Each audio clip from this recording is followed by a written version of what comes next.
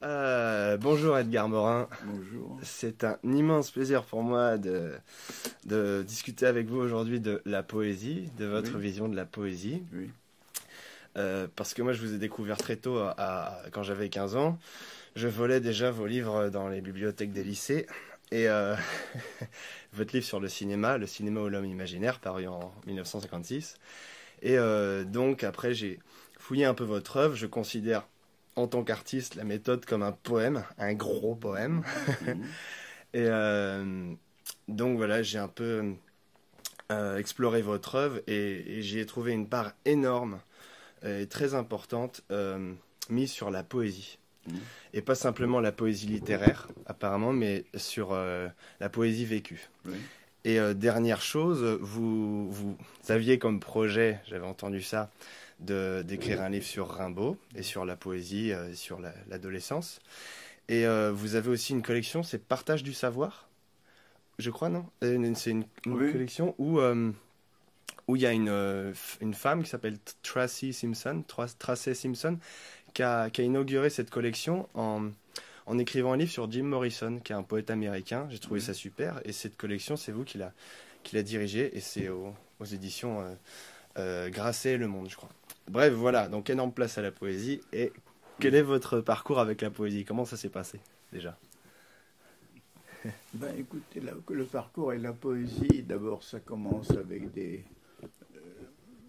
pas seulement les poésies qu'on apprend par cœur à l'école, et dans le fond, dont beaucoup me sont restés en mémoire, mais aussi de mes lectures propres, c'est-à-dire j'ai surtout été sensible euh, aux poètes de l'époque romantique, Musset, Lamartine, Hugo, etc. Et, mais avec aussi, puisant un peu dans le XVIe siècle, dans le Ronsard, dans le Libellé. Enfin, voilà. Et pour moi, si vous voulez, c'est un accompagnement permanent. J'aime parfois me réciter des vers, j'aime parfois regarder un poème. Et c'est vrai que Rimbaud a joué un rôle exceptionnel dans mon adolescence. C'était une époque, enfin, adolescence, j'avais déjà 20 ans, mais j'étais dans la résistance et avec mon ami Jacques-Francis Roland, nous lisions à voix haute des passages entiers de la saison en enfer ou des moments d'illumination. Et j'avais envie d'écrire un livre qui s'appelait Rimbaud, Les secrets de l'adolescence, parce que j'avais lu un très beau livre d'un auteur allemand qui s'appelle Hans Carossa, qui s'appelle Les secrets de la maturité. Et je pensais que les secrets de l'adolescence, c'est à la fois une aspiration immense, comme ça, à vivre profondément, intensément, et inséparable d'une révolte aussi contre ce que la société peut avoir de contraignant ou d'affreux. Mhm. Et Rimbaud, c'était ça. Rimbaud, c'était pas seulement sa révolte que c'est traduit dans ses poèmes sur la Commune de Paris, sur la répression de Versailles, etc. C'est aussi cette aspiration à la vraie vie est absente, Mhm. disait-il, et cette recherche qui était là, dans la saison en enfer, où à la fin, il pensait en disant pouvoir posséder la vérité dans une âme et un corps, c'est-à-dire une plénitude voilà. Et si vous voulez, moi, ce qui me frappe beaucoup, bon, quelle est la différence entre la prose et la poésie?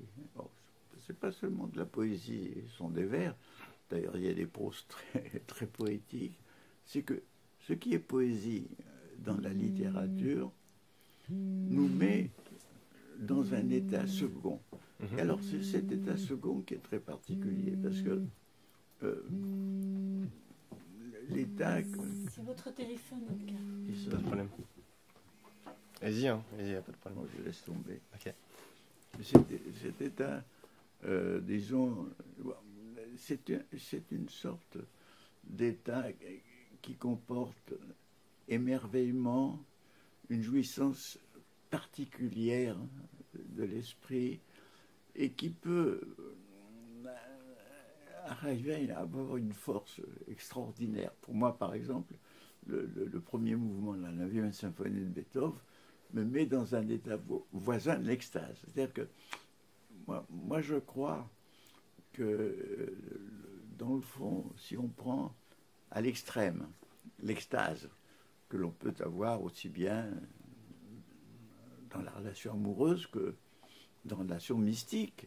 Et quand je dis relation mystique, c'est pas nécessairement quand on croit à une religion. On peut l'avoir à des moments au sein de la nature, au sein d'une communauté, etc. Donc, c'est cet état second. Et dans le fond, c'est ça qui m'a fait distinguer la prose de la poésie de la vie. Dans la prose, c'est toujours des choses qui nous occupent, qui ne nous intéressent pas tellement, qui ne nous concernent pas en profondeur, qu'on est plus ou moins obligé de faire. Et la poésie, c'est dès qu'il y a quelque chose qui nous soulève, qui nous extalte, une communion, une ferveur, et que l'on peut trouver aussi bien quand je vais à l'opéra, quand je vois un beau visage, que quand je vois la mer. Enfin, plusieurs choses me donnent à des degrés d'intensité différentes. Et ces états seconds, s'ils sont un peu puissants, ce sont des états qu'on peut dire de demi-possession. Pourquoi est-ce que j'emploie ce terme? Parce que c'est Michel Léris qui a étudié une troupe de théâtre en Abyssinie, ou en Somalie, je ne sais pas, en Abyssinie, qui jouait dans un état de demi-possession. Et moi-même, j'étais très frappé, j'étais un peu initié candomblé au Brésil, et je vois le moment où les personnes qui sont dansent de plus en plus, dans l'exaltation de plus en plus grande, sont soudain possédées par l'esprit d'un Dieu qui parle par leur bouche. Et d'ailleurs, le mot enthousiasme veut dire être possédé par un Dieu. Et tout ça, ce sont des gradations, si vous voulez, depuis un moment d'un peu de jouissance artistique jusqu'à l'extase, où on est à la fois, on se perd et on se retrouve. Et il y a beaucoup de gradations. Et c'est ça, si vous voulez, la qualité poétique de la vie. Et c'est ça qui donne, à mon avis, le sens de la parole de Hölderlin, qui dit poétiquement, l'homme habite la terre. Évidemment, c'est un peu trop absolu parce que nous l'habitons aussi prosaïquement, mais finalement, dès que nous nous sentons habiter la terre, comme par exemple les précolombiens, encore aujourd'hui maintenant en Bolivie, avec la Pachamama, la mère terre, ils ont un sentiment comme ça de plénitude inouïe. Donc, si vous voulez, c'est un peu ça la qualité poétique de la vie. Et la poésie écrite, la poésie littéraire, nous donne quelque chose, justement, qui nous montre que nous ne sommes pas dans un état de froideur naturelle. Nous sommes dans une certaine... Et je crois que c'est des choses qui n'ont pas été bien étudiées, parce que je fais une diversion. Quand on a découvert les peintures préhistoriques à Lascaux, comme la grotte Chauvet, il y a eu deux interprétations. L'interprétation dit que ce sont des chamans qui ont fait ça dans un état de possession, et d'autres qui ont dit non, ce sont des artistes. Et moi je dis, ils sont l'un et l'autre. Alors, pourquoi? Parce que, alors, je vais vous dire une expérience que j'avais quand j'étais adolescent. Je faisais des croquis, des caricatures des gens que je connaissais. Et quand je faisais, sans les regarder, mais rien qu'en pensant à eux, c'était très ressemblant. Et quand je voulais les regarder, que je voulais faire leur nez, leurs yeux, ça, ce n'était pas ressemblant du tout. Autrement dit, il y a une puissance mimétique en nous, hein, que d'une autre façon, René Girard a parlé. Il y a quelque chose de mimésis. Et moi, je me dis, c'est cette mimésis qui fait que, sans réfléchir, je fais un visage ressemblant. Et je pensais que ces chamans, eux-mêmes dans un état de possession très fort, ils connaissent tellement bien ces animaux qu'ils n'ont pas besoin de les voir pour les dessiner. Ils sont là, c'est ce qu'on appelle ce réalisme saisissant. Et alors, qu'est-ce que c'est que l'art? l'art, c'est quand à la fois on travaille avec cet état second et qu'en même temps on corrige avec la raison lucide.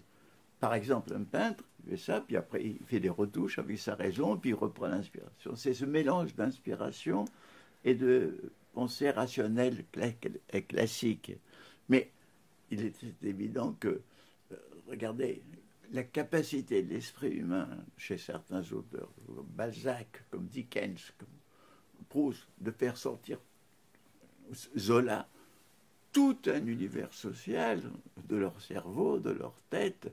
Mais il y a quelque chose de profondément mimétique, ils ont absorbé ça, ils sont capables de rendre ça.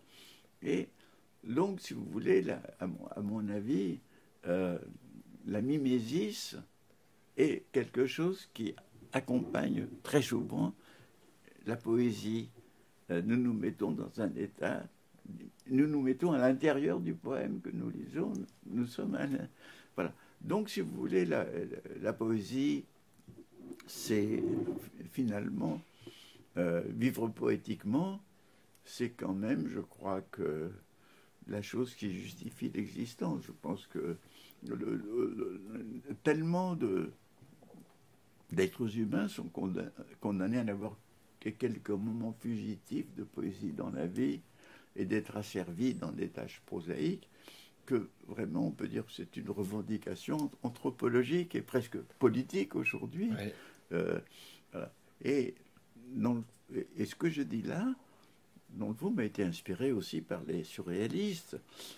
C'est quand, pour eux, ils ont compris que la poésie n'est pas seulement une chose écrite, une chose vécue, et que déjà Rimbaud, lui, dans des choses qui semblaient très vulgaires, dans des baraques foraines, dans des vieux, il trouvait cet état second, cette poésie. Et après, quand les surréalistes ont décrit le passage des panoramas, on retrouvait un merveilleux quotidien et une capacité de regarder le monde où on est avec cet autre regard. Je crois que c'est ça qui est magnifique, parce que le monde prosaïsé se transforme. Bien entendu, il ne faut pas verser dans l'euphorie et dire qu'on peut vivre dans l'enchantement. Moi, je conçois au contraire que c'est parce qu'on puise des forces, des énergies dans l'état poétique et dans l'amour qu'on a la force de se révolter contre les ignominies et les horreurs de ce monde. Je veux dire que ce n'est pas une invitation à la jouissance permanente, mais je pense que c'est la chose importante de la vie. D'accord, très bien. Et c'est vrai que dans cette... Dans ton œuvre, je peux te tutoyer. Oui. Dans ton œuvre, tu fais beaucoup donc ces apparentes contradictions complémentaires, ouais, pour toi, et même dialogiques, tu dis, par exemple entre prose et poésie, tout ce que tu viens d'expliquer. Et est-ce qu'on peut dire qu'on peut trouver, donc, comme apparemment tu commençais à dire, de la poésie dans certaines choses prosaïques, et est-ce qu'un excès de poésie, on voit ça chez certains poètes, mène parfois à une certaine prose? Il y a des poètes qui vont complètement dans l'excès. Par exemple, on voit Rimbaud, hein, c'est un bon exemple, et ça les amène dans une sorte de prose. Où Rimbaud, par exemple, il part au Harare et il devient quelqu'un de très manuel, mais de très comme tout le monde, non? Oui, oui. Mais là aussi, ce qui s'est passé dans sa conversion, dans sa recherche, dans son départ pour l'Orient, tout ça, on sent très bien qu'il a cherché quelque chose de formidable, et on sent très bien qu'il s'est heurté. Alors, comment a-t-il vécu le Harare? Comment a-t-il vécu Aden? Je ne sais pas très bien, parce que ces lettres ne témoignent que de la partie prosaïque de son existence, et je pense qu'il a caché tout ça. Il s'est passé en lui une conversion qu'on n'a pas encore bien élucidée, parce que au début, c'est un départ vers une vie nouvelle, et ça devient très rapidement une résignation. Alors, moi, je ne sais pas bien l'interpréter, mais ça me fait penser d'une façon tout à fait différente à Laurence Zarabi, qui, à un moment donné, dans l'échec de ce qu'il a rêvé pour les Arabes dans le Moyen-Orient, il s'abaisse, il s'humilie, il se punit d'avoir fait cet échec. Là, je ne sais pas, parce que c'est sûr que quand Verlaine a voulu rejoindre Rimbaud pour lui dire qu'il va publier une anthologie de poètes, etc., et que Rimbaud dit à peu près « je m'en branle complètement », c'est ça. il y a quelque chose de... Non, quelque chose d'énigmatique, de mystérieux encore dans toute cette histoire. D'accord. Et dans ton œuvre aussi, tu pars de Paul MacLean, de Laborit et tout ça, et tu parles du cerveau reptilien, du cerveau paléo-mammalien, enfin de toute la démesure dont parlaient les Grecs qu'il y a dans l'homme, et tu parles aussi d'Homo sapiens qui est contrebalancé par l'Homo demens. Et est-ce que justement les poètes, ou voire les artistes en général, n'utilisent pas cet Homo demens qui pourrait justement s'exprimer dans la démesure, dans la destruction, mais dans des choses très épanouissantes? C'est-à-dire que, en réalité, ce que j'ai dit, c'est Homo sapiens et Homo sapiens sont deux pôles extrêmes. Et entre les deux, c'est l'affectivité qui circule. Et dans le fond, moi je pense que dans l'œuvre de l'artiste, c'est donc cette sorte d'état second qui a un caractère affectif, mais qui est quand même corrigé par une activité rationnelle qui arrive et qui joue le rôle de correcteur, comme on corrige les fautes d'orthographe, on corrige les choses. Donc, si vous voulez, l'artiste n'est pas vraiment homo demens. Il peut être porté par une ambition esthétique très grande, mais ça n'a rien à voir avec l'hubris des conquérants, de ceux qui veulent posséder le monde, etc. C'est-à-dire que tout se passe d'important, c'est-à-dire dans la dialectique entre demens et sapiens, entre, disons, la raison et l'affectivité. C'est ça où les choses sont créatrices. Si la raison est pure, elle est stérile. Si l'affectivité est sans contrôle, elle touche au délire. C'est un peu ça. Et donc j'entends, et la poésie de la vie se situe toujours dans cette zone. D'accord. Et alors, si on peut développer, comment tu vois, toi, la poésie aujourd'hui, vers son cheminement, vers où elle va, comment elle se développe? Tu parles de poésie écrite? Ouais, poésie écrite, ou même tout ce dont parle par exemple Maffesoli dans L'ombre de Dionysos, tous ces rassemblements, ces effervescences sociales poétiques. Pour moi, il est certain que tout ce qui est fête, tout ce qui est danse, tout ce qui est communion de ce genre-là a une dimension poétique, et que l'intensité même de la fête peut amener des phénomènes destructeurs. Hein. Ça, c'est sûr, comme l'intensité de l'ivresse, etc.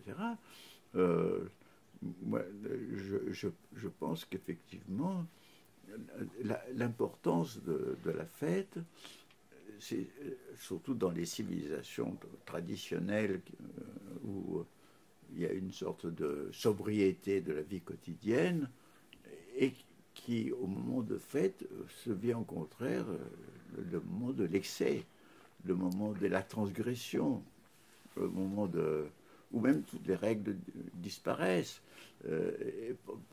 Et je pense que nous avons besoin aussi je veux dire, de cette alternance. C'est-à-dire, si on avait une vie de fête tous les jours, ça serait d'une banalité affreuse. Non, nous avons besoin d'une vie qui soit un minimum de sobriété et qui, par là même, on puisse s'éclater dans la fête.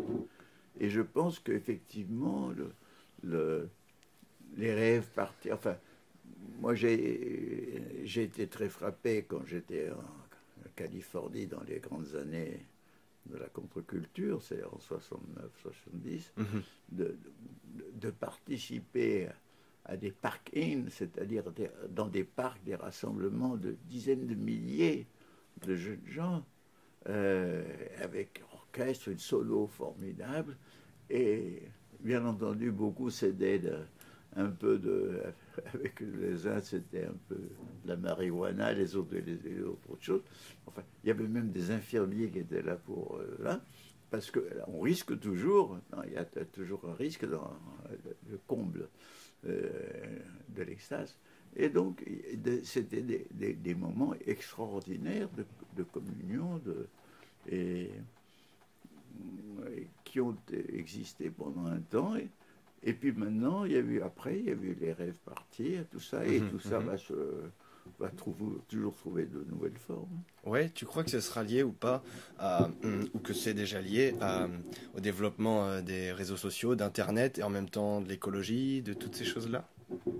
Oui, c'est-à-dire l'écologie donne un sentiment de la nature, de notre propre nature, qui veut être libre, et donc contribuer à tout ça. Et puis les réseaux Internet créent des connexions multiples qui permettent la relation. Oui. Et en guise de conclusion, est-ce que tu aurais un message en ce qui concerne la poésie ou aux gens aujourd'hui en ce qui concerne ça?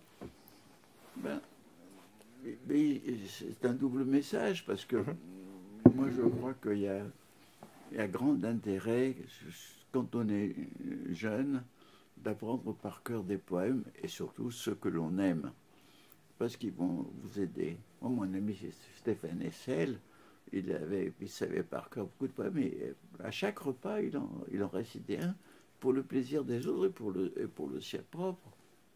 Lui, c'était particulièrement sous le pont Mirabeau, d'Apollinaire, et d'autres choses. Bon, moi, je pense qu'il faut se nourrir de la poésie. Et même quand les traductions sont insuffisantes, mais il y a quand même des choses des poètes étrangers qui sont magnifiques. Et moi, je pense que c'est très beau. Ça nous nourrit notre état second, notre vraie nature. Et la deuxième chose, c'est effectivement, autant que possible, vivre poétiquement. Voilà. Eh ben merci Edgar Morin. À la poésie alors. À la poésie. Merci beaucoup. Merci à vous. Voilà. Ben, merci à toi.